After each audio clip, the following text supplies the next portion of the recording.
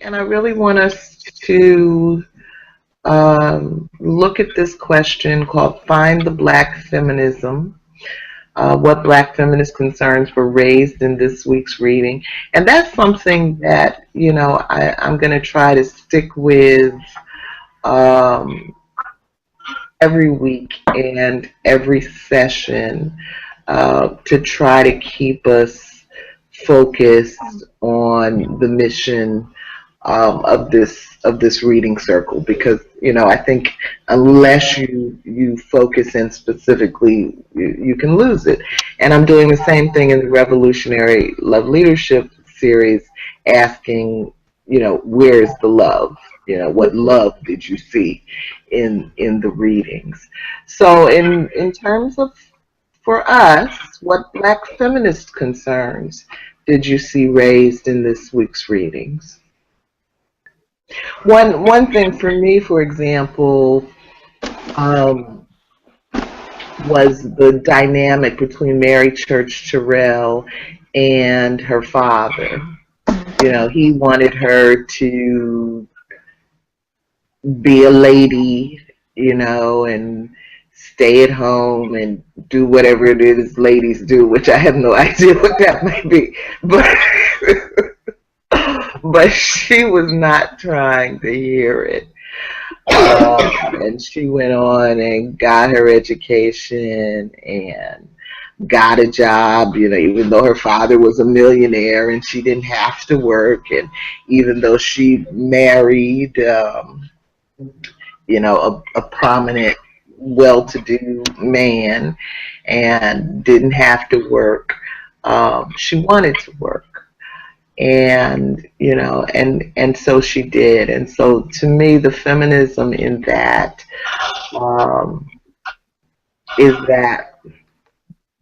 is not allowing someone else, your father, your husband, your son, your whoever, not allowing someone else to set your limits for you, to define who you are. She took the bull by the horns in terms of directing her own life. And so to me, that's feminist behavior.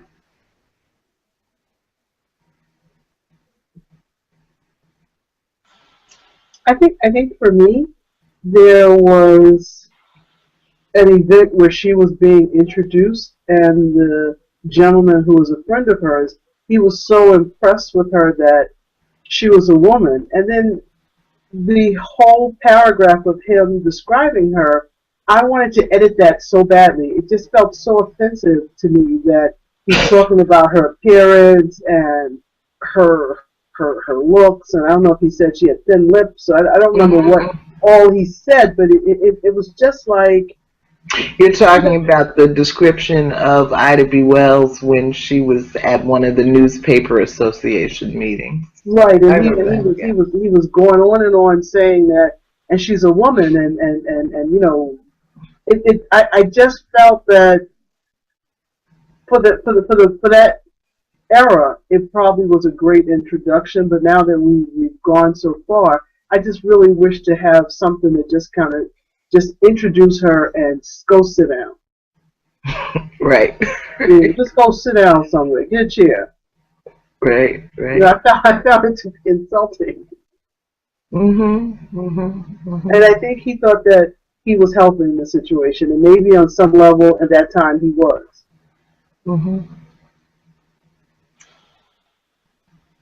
I've always had a problem, and still do, with black women having to wear labels, period. For example, the first black woman, too. I can't sing that.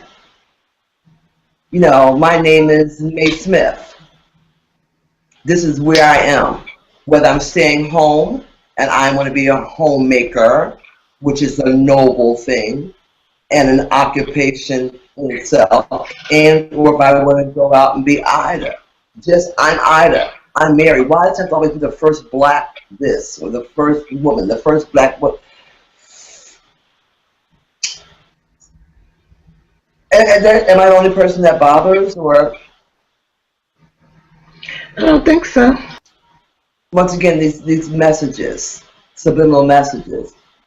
No, it might be the first that, even then, it may be the first that we're aware of because of the media, but there might have been 25 first walking right next to them. You know what I'm saying? It's just, that's offensive to me. This is as bad as describing her thin lips. Mm. Okay. Randie, did you see any feminist issues in this chapter? I saw a lot. Venita mentioned the one I was going to bring up. So I won't say it again, but she had mentioned how white men justified raping black women and lynching black men, like they had to, like while they worried about white women, black women were born very promiscuous and needed to have sex and were very wanton, and so they had to, and so black men had to like must be dangerous and have rape tendencies because they have to keep up with their black woman. Mm-hmm. Anyway, so that was one. But one that also stood out to me, which is still a problem now, is mortality rate of babies. The Mary, I believe, lost her baby due to some segregation things. So she couldn't take the baby to the hospital or like to see a competent doctor because the baby was black, and that's what set her off to not listen to her daddy. And that's still a problem. We see that now with Flint. I literally just saw on Facebook that there's the Zika virus that's in South America. They just found their first case in Texas, affecting children. 9 times out of 10 due to access, right, and poverty, and which I believe is especially a black feminist concern. I believe was raised in a book. So. Mm-hmm. Wow, thank you. So I just want to say I love how you want to connect this question every week. I just think that's such a strong suggestion. I like that a lot. Thank you. Yeah, it was really kind of clear to me, after we had done 5 books, which all of which had feminist angles to them.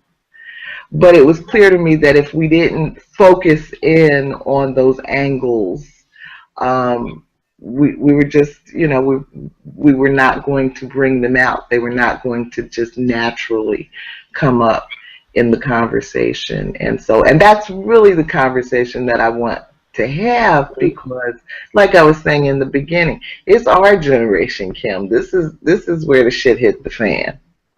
And not only our generation, but they're different groups of us. So there are extremely religious black women that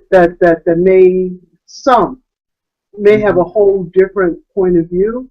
And then we can't forget our lesbian sisters, and they may have a different view. And so it's just to explore where people are and to come together. It just sounds wonderful to me. Right.